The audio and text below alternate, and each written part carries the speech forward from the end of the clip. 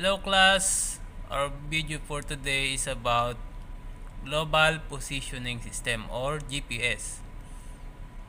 So ano nga ba ang kalagahan ng GPS sa barko? So ang GPS ang nagbibigay ng ating posisyon, ship's position. Pwede nyo i-check yung ship's position anytime. Ito yung latitude natin, ito yung longitude.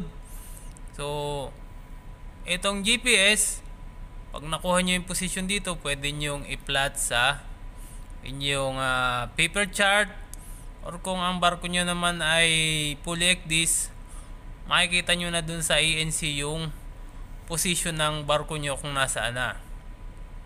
So ginagamit ito pag nagnanavigate tayo para malaman natin kung nasaan na yung barko natin, kung tama ba yung ating track na binabaybay para makarating tayo doon sa ating destination. Para din pag nagta-travel tayo sa lupa, kailangan nating malaman kung nasaan na tayong lugar para masigurado natin kung tama yung ating daang pinupuntahan. So when we navigate on the oceans, we plot the GPS position on our chart every hour. So para ma-check natin kung tama yung ating course. Okay, so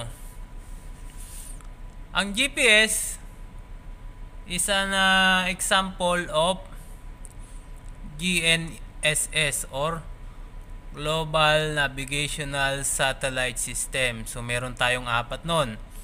So ang example is itong GPS,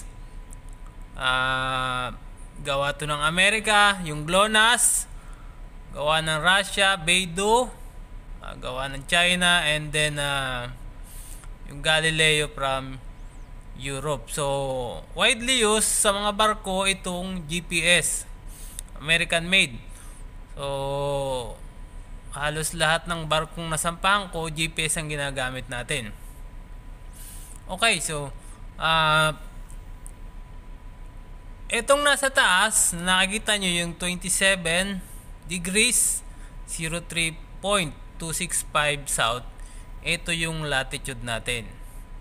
And then yung nasa baba nya, yung 70 degrees 49.431, ito yung ating longitude.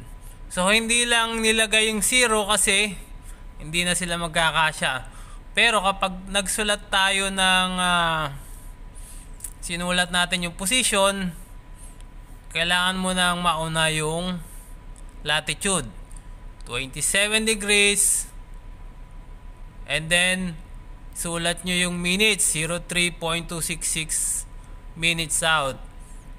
And then yung longitude naman, parati nating lalagyan ng laging naka 3 decimal ang longitude. Let's say 70, lalagyan natin ng 0, 070 para maging 3 digit siya. And then 49.429 west. So tatandaan, latitude, 2 digits yan, and then longitude, laging 3 digits. And then laging nasa taas ang latitude, sa baba ang longitude. So wag natin pagbabaliktarin yan. And then yung speed ng barko, SOG. So ngayon is 0 kasi nasa anchorage kami. And then course over ground, yung course 156, 153. So paiba-iba, pero kapag nagnanavigate na tayo, isang rumbo lang yung ating tinutumbok. Andito yung date, and then yung time. Usually ang ginagamit sa GPS is UTC. Pwede rin yung local time. So ngayon is local time yung ginagamit namin. And then GPS is WGS 84, World Geodetic System 84. So hindi ko na pahabayan ng video na to. So thanks for watching and Keep studying hard. Thank you.